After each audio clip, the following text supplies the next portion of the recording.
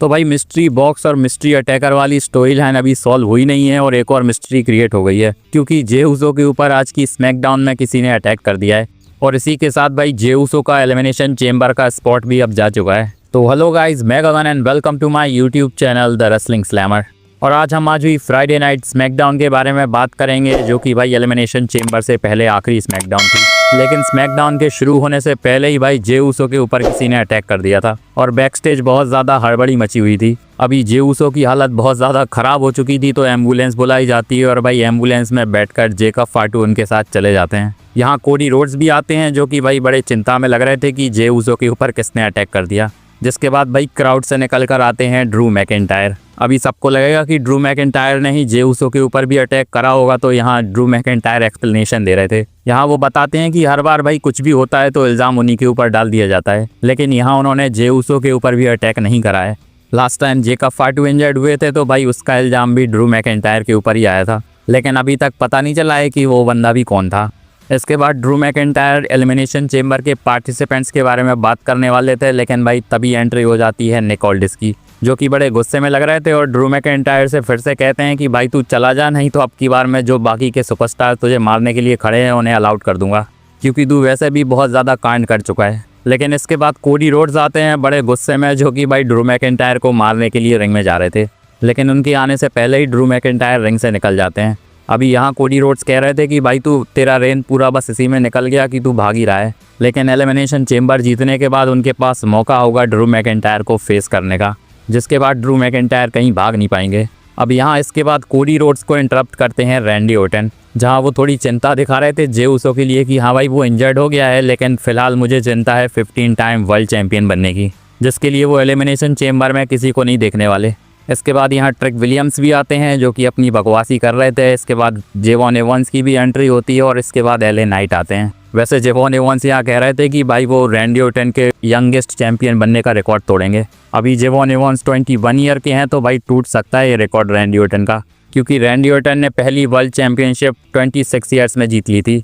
पर यहाँ इसके बाद एले नाइट का भी कहना था कि भाई उनकी नज़रें भी एलिमिनेशन चेंबर जीतकर ड्रू मैकिंटायर पर होने वाली हैं।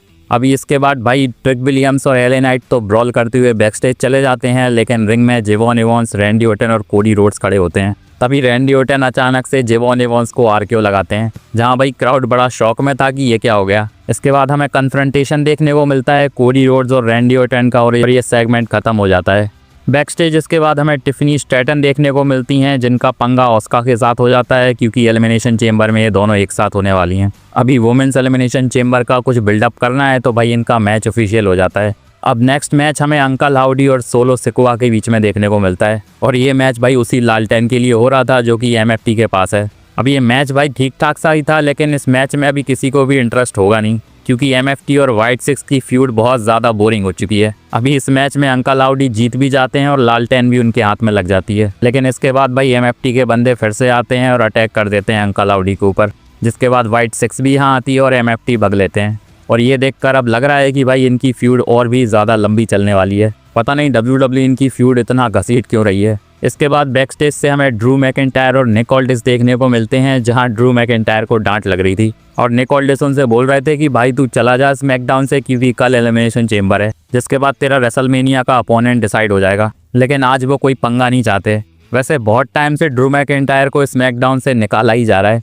अभी यहाँ से ड्रू मैकिंटायर तो चले जाते हैं, लेकिन भाई विजन की एंट्री हो जाती है, जो कि विजन अब बची नहीं है, क्योंकि बाकी के मेंबर्स तो इंजर्ड हो गए हैं और बस ऑस्टिन थ्योरी और लोगन पॉल ही बचे हैं। अब यहाँ पॉल हेमन सजेस्ट करते हैं निक ऑल्डिस से कि भाई तू जे उसो को रिप्लेस कर दे, क्योंकि वो तो अब एलिमिनेशन चेंबर में जा नहीं सकता, और उसकी जगह पर लोगन पॉल को डाल दे। लोगन पॉल भी भाई बड़ी बड़ी बातें करते हैं कि वो बहुत बड़े सुपरस्टार हैं और उनका एलिमिनेशन चेंबर में होना बहुत ज़्यादा ज़रूरी है। यहाँ इसके बाद निक ऑल्डिस कहते हैं कि भाई ये बहुत ज़्यादा अजीब सी बात नहीं है कि तुम लोगों ने एंट्री करी और उससे थोड़े टाइम पहले ही जे उसो के ऊपर अटैक हो गया। तो इनडायरेक्टली यहाँ निक ऑल्डिस अटैक का इल्ज़ाम लगा रहे थे विजन के ऊपर, पर भाई यहाँ पॉल हेमन डिनाई कर देते हैं, जिसके बाद निक ऑल्डिस कहते हैं कि वो सोचेंगे कि लोगन पॉल को एलिमिनेशन चेंबर में डालना है कि नहीं। अब इसके बाद यहाँ विजन के जाने के बाद हमें जेकब फाटू देखने को मिलते हैं, जो कि शायद जे उसो को हॉस्पिटल पहुँचाने के बाद वापस स्मैकडाउन में आ गए हैं। यहाँ वो बहुत गुस्से में थे और कह रहे थे कि जे उसो की हालत ठीक नहीं है और उन्हें पता है कि भाई जे उसो के ऊपर ड्रू मैकिंटायर ने ही अटैक करा है, तो उसका बदला उन्हें लेना है और इसके लिए उन्हें एलिमिनेशन चेंबर में जाकर उसे जीतना पड़ेगा। तो यहाँ वो सजेस्ट कर रहे थे कि भाई मुझे एलिमिनेशन चेम्बर में डाल दे, और स्टिल यहाँ निक ऑल्डिस कहते हैं कि मैं सोच के बताता हूँ। वैसे इसके बाद हमें पता चलता है कि निक ऑल्डिस ने बात करी है एडम पियर्स से कि कौन होने वाला है एलिमिनेशन चेम्बर में, जिसके लिए आज लोगन पॉल और जेकब फाटू का मैच होगा स्मैकडाउन में और विनर जाएगा जे ऊसो के स्पॉट पर। वैसे मुझे लग रहा था कि शायद ये एलिमिनेशन चेम्बर में हमें पता चलेगा, लेकिन WWE ने आज की स्मैकडाउन में ही बता दिया। नेक्स्ट मैच भाई ऑस्का और टिफनी स्टैटन के बीच में होने वाला था, लेकिन ऑस्का कहती हैं कि वो रेस्ट लेने वाली हैं एलिमिनेशन चेम्बर से पहले, और आज उनकी जगह पर टिफनी स्टैटन से कायरी ज़ेन लड़ेंगी। जिसके बाद इनका मैच भी होता है जिसमें भाई बहुत ज़्यादा बॉच करे जा रहे थे। अभी हमें पता है कि टिफनी स्टैटन हारने तो वाली थी नहीं, तो भाई यहाँ उनकी विक्ट्री हो जाती है। वैसे यहाँ चेल्सी ग्रीन और एल्वा फायर भी आए थे, जो कि पता नहीं भाई क्यों ही आए थे, क्योंकि दोनों आकर यहाँ पिट जाते हैं। नेक्स्ट इसके बाद हमें ओवा फेमी और मिस का मैच देखने को मिलने वाला था, और मिस की शक्ल देखकर लग रहा था कि भाई 12 बज चुके हैं उनके। यहाँ वो थोड़ा मैच से भागने की भी कोशिश कर रहे थे और कहते हैं ओवा फेमी से कि भाई हमें ये मैच करने की ज़रूरत है नहीं, और मैं तेरा मार्गदर्शन कर सकता हूँ अंडरटेकर की तरह, क्योंकि वो तेरा मेंटोर था। लेकिन ओवा फेमी कहते हैं कि भाई आज तू डेड मैन बनने वाला है। जिसके बाद इनका मैच ऑफिशियली स्टार्ट होता है, और भाई मिस कोशिश तो कर रहे थे ओवा फेमी के ऊपर डोमिनेट करने की, लेकिन ओवा फेमी स्क्वॉश कर देते हैं मिस को, और इस मैच में इजी विक्ट्री ओवा फेमी को मिल जाती है। नेक्स्ट इसके बाद हमें कार्मेलो हेस और इलिया ड्रैगनोव बैक स्टेज से देखने को मिलते हैं, जहां कार्मेलो हेस इलिया ड्रैगनोव से कह रहे थे कि भाई तुझे मैच चाहिए कि नहीं, क्योंकि भाई बहुत टाइम से इनका मैच हो तो रहा है लेकिन हो नहीं पा रहा है, और कार्मेलो हेस वादा कर चुके हैं इलिया ड्रैगनोव को कि वो उन्हें यूएस टाइटल के लिए मैच देंगे। पर इलिया ड्रैगनोव का कहना था कि भाई उनकी हालत आज ठीक नहीं है, तो अभी तो मैच वो नहीं कर पाएंगे, क्योंकि लास्ट वीक टामा टोंगा ने अच्छी तरीके से उनकी धुलाई कर दी थी। जिसके बाद कार्मेलो हेस कहते हैं कि भाई तू बस वेट करते रहना, क्योंकि मैं तो ओपन चैलेंज करने वाला हूँ। और नेक्स्ट हमें कार्मेलो हेस का यूएस टाइटल ओपन चैलेंज ही देखने को मिलता है, जिसे भाई मैट कैराडोना आंसर करते हैं। अभी मैट कैराडोना की इतनी बुरी हालत हो चुकी है, इससे अच्छा वो WWE में वापस आते ही नहीं। इस मैच के लिए बिल्कुल भी हाइप नहीं थी, क्योंकि भाई जॉवर वाला ट्रीटमेंट मिल रहा है मैट कैराडोना को, और इस मैच में भी वो बड़ी इजीली हार जाते हैं। नेक्स्ट मैच हमें कैंडिस लरे और जॉर्डन ग्रेस के बीच में देखने को मिलता है, क्योंकि लास्ट वीक स्मैकडाउन में इनके बीच में कुछ आर्ग्यूमेंट हो गई थी। यहाँ कैंडिस लरे के साथ जॉनी गर्गानो भी आए थे, जिनके साथ पता नहीं क्या ही हो रहा है। बाकी मैच बड़ा ही रैंडम था, और जिसमें जॉर्डन ग्रेस आसानी से जीत जाती हैं। नेक्स्ट इसके बाद हमें बैक स्टेज से सैमी ज़ेन और कोडी रोड्स देखने को मिलते हैं, जहां सैमी ज़ेन हाथ मिलाते हैं कोडी रोड्स से, और कोडी रोड्स हाथ मिलाकर चले जाते हैं। लेकिन कोडी रोड्स के एक्सप्रेशन से लग रहा था कि वो सैमी ज़ेन से खुश नहीं है, क्योंकि लास्ट वीक सैमी ज़ेन ने बहुत कुछ बोल दिया था कोडी रोड्स के लिए। अब इसके बाद सैमी ज़ेन जेकब फाटू के पास जाते हैं और भाई पंगे लेने की कोशिश कर रहे थे, क्योंकि यहाँ वो कहते हैं कि जब जे ऊसो पर अटैक हुआ था तो भाई तू वहीं बैठा हुआ था, तो उन्हें लगता है कि जेकब फाटू ने ही जे ऊसो के ऊपर अटैक करा है। अभी जेकब फाटू ने भाई जे ऊसो की चिंता करने की जगह पर स्पॉट ले लिया उनका एलिमिनेशन चेम्बर का। इसकी वजह से सैमी ज़ेन का शक और भी ज़्यादा गहरा हो रहा है। जेकब फाटू इसके बाद कहते हैं कि भाई तू चुप हो जा, वरना आपकी बार तू कुछ बोल नहीं पाएगा। अभी सैमी ज़ेन के साथ भाई कुछ तो होने वाला है, क्योंकि बहुत ज़्यादा अजीब अजीब सी हरकतें करने लग गए हैं वो जेकब फाटू के जाने के बाद। वैसे उन्होंने टेबल वेबल भी उठा कर फेंकी थी। नेक्स्ट मैच हमें वुमेन्स टैग टीम चैंपियनशिप के लिए देखने को मिलता है रेहा रिप्ली, इयो स्काई वर्सेस नाया जैक्स और लेस लेजेंड के बीच में।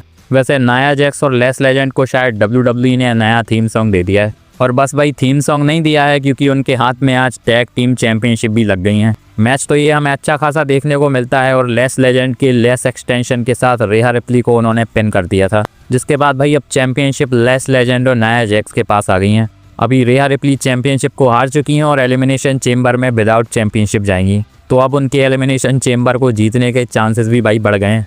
इसके बाद बैक स्टेज से हमें MFT और निक ऑल्डिस देखने को मिलते हैं, और निक ऑल्डिस कह रहे थे कि भाई तुम लोग चैंपियनशिप को डिफेंड तो कर नहीं रहे हो, तो अब नेक्स्ट वीक स्मैकडाउन में नंबर 1 कंटेंडर मैच होगा, और विनर MFT को चैंपियनशिप के लिए फेस करेगा। वैसे मुझे लग रहा था कि शायद WWE भूल गई कि MFT के पास टैग टीम चैंपियनशिप्स भी हैं, क्योंकि उनका कुछ हो तो रहा नहीं था। इसके बाद अगेन हमें रैंडी ऑर्टन और एलिस्टर ब्लैक भी बैक स्टेज से देखने को मिलते हैं, जहां भाई इनके बीच में आर्ग्यूमेंट हो जाती है।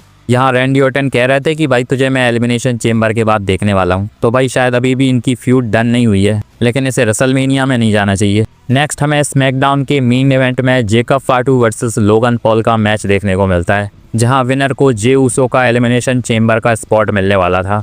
अभी ये मैच हमें ठीक ठाक सा देखने को मिलता है, जिसमें ऑस्टिन थ्योरी भी भाई बहुत ज़्यादा चुल कर रहे थे।